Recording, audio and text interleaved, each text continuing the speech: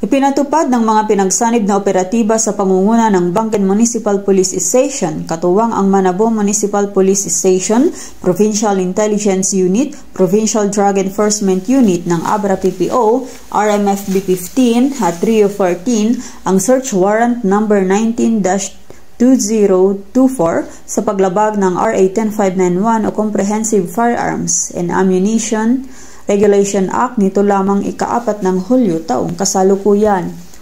Ang nasabing operasyon ay nagresulta sa pagkakaaresto ng isang suspek at nasamsam ang isang caliber 22 revolver na may serial number 996715, 3 live na bala para sa 9mm, 6 na live ammunition para sa caliber 22. Ang inventaryo ng mga nasamsam na ebidensya ay sinagawa on-site sa presensya ng suspek at ng mga saksi.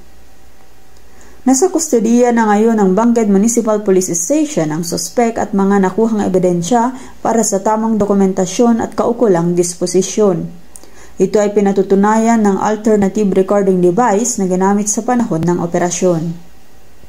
Ang matagumpay na operasyon ay nagpapakita lamang na ang pambansang pulisya ay nagpapatupad ng batas alinsunod sa mga programa ng kasalukuyang administrasyon sa pagpuksa sa pag-angkin at pagkumpiska ng mga di-lisensyadong baril upang maiwasan ang krimen at mapanatiling mapayapa ang ating bansa.